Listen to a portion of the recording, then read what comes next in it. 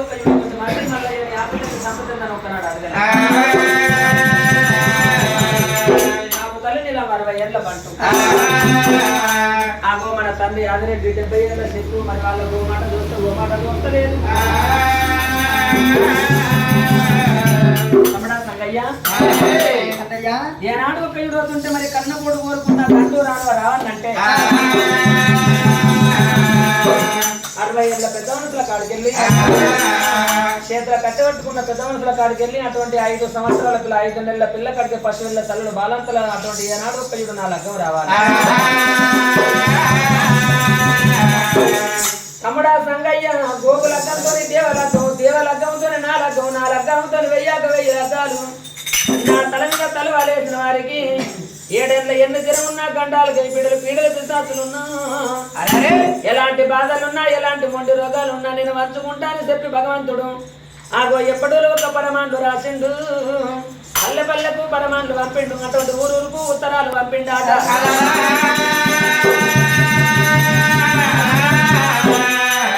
మల్లయ్య లగ్గానికి అన్నాడు మా రాజులు బయలునారు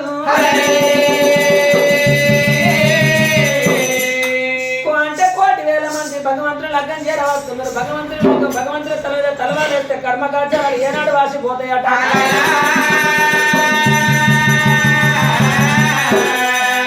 నాలుగు అంకాల ప్రజలు రానే గాని భగవంతుడు ఏమన్నాడు తమ్ముడా సంగయ్య నాకు అన్నగాళ్ళు దున్నవేందు మరి వదనలు కనబడతలేరు అన్నగాళ్ళతో నేను ఒక మాట చెప్తా మరి వదనలు ఎక్కడ ఉన్నారో వదనల దగ్గరికి వెళ్ళిపోయి నాకు మాట చెప్పిరా పోరా తమ్ముడా సంగయ్య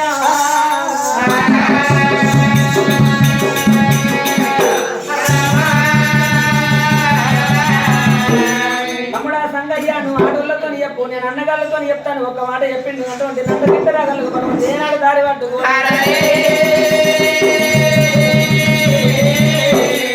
చిన్నగా మెల్లగా ఒకప్పుడు భగవంతుడు రారాజు మల్లయ్య నంద గిట్టరాగలకు అన్నగాళ్ళతో ఒక మాట చెప్తా అన్న రేపు కాక ఎల్లుండి నా లగ్గం ఉన్నది మీరు సేన్లలో ఉంటే నన్ను నా లగ్గము రావాలంటాను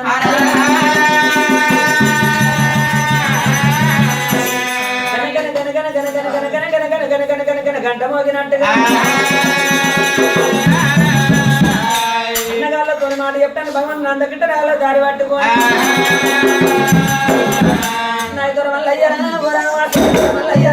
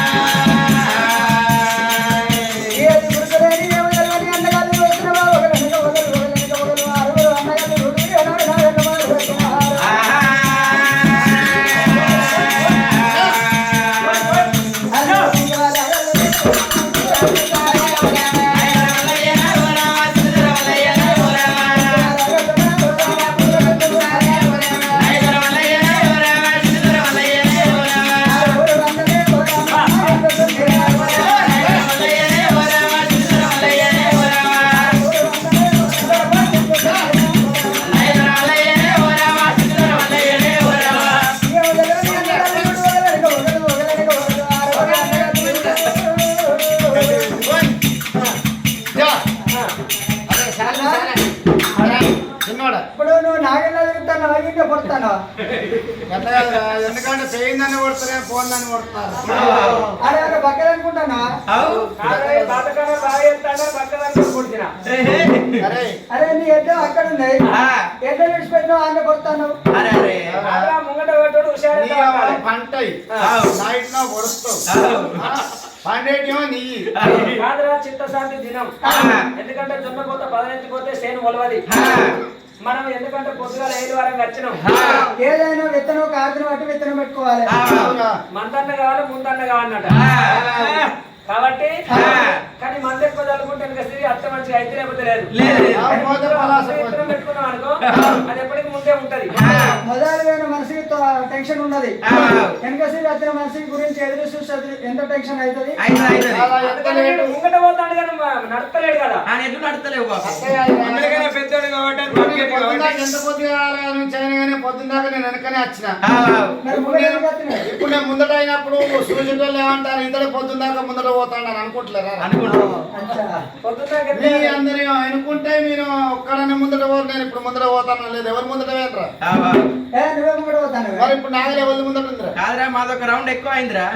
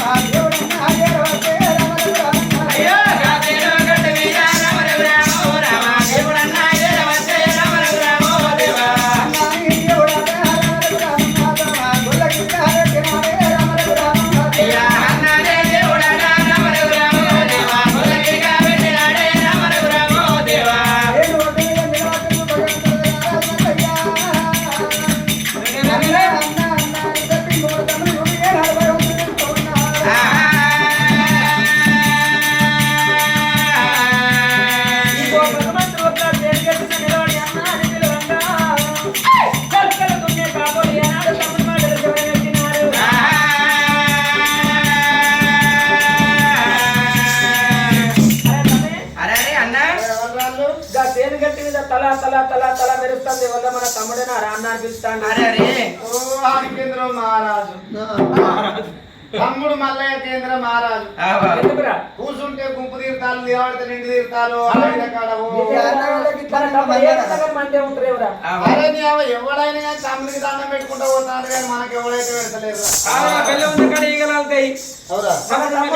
తమ్ముడు ఏడ మాట్లాడినా 10 మంది ఉంటాను. సరే అన్న పేరు వస్తుంది. వీడు దానం చేసుడట చేసినాం మనం, మనకు చేతిలో 10 రూపాయలు కనబడాయి. కట్టె కూడా రూపాయలు నా దగ్గర. కట్టె కంటే కట్టె కూడా రూపాయలు ఎక్కడ నడుకొని మన తమ్ముడు ఎందుకు వచ్చిందో నాకు ఎరికే. మన తమ్ముడు లగ్గం పెట్టుకుంటాట. కోట్ల లగ్గం లక్షల లగ్గం అని ఆళ్ళు అనుకోకుండా నాకు చెప్పిండా గానీ ఆయన మనకి చెప్తాడా మనతోనే అవుతుందా? ఇక ఆయన కేంద్ర మహారాజు ఎడ్డిముట్టు ఓడిసేది కాపులం. అయితే మన తెల్లారితే మనకు పని కావాలి. మన తమ్ముడు మన దగ్గరికి ఎందుకు వచ్చినంటే అన్న మరి నా లగ్గం అని చెప్పడానికి రావచ్చు. మరి లగ్గం అని చెప్పడానికి వస్తే మనం లగ్గం పోతే 4 రోజుల పని పోద్ది. 4 రోజుల పని పోతే షేర్ మొక్కుతుందా? సారెత్తిపోతురా కదా. అన్నగల్లి ఇట్లా మాట్లాడుకొని గట్టి నిలబడ్డ భగవంతుడు అన్నయ్య అన్నయ్య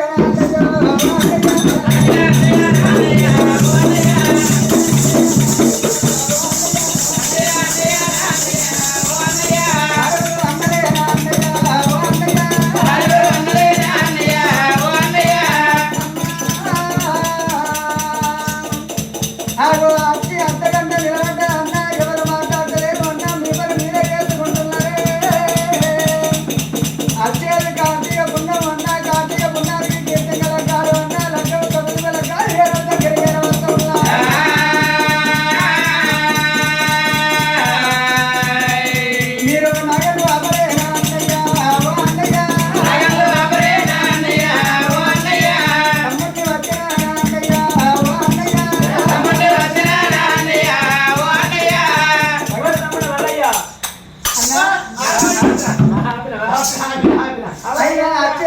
నిలబడ్డా అన్న అన్నాన్ని మొత్తుకుంటాను ఏంటిరా మేము పని చేసుకుంటే బతికేటోళ్ళం ఇంకా తిరిగితే పొద్దు పోద్ది మాకు పని చేస్తే పొద్దు ఆడతలేదు అసలు ఏం సంగతి చెప్పు మా దగ్గరికి వస్తున్నా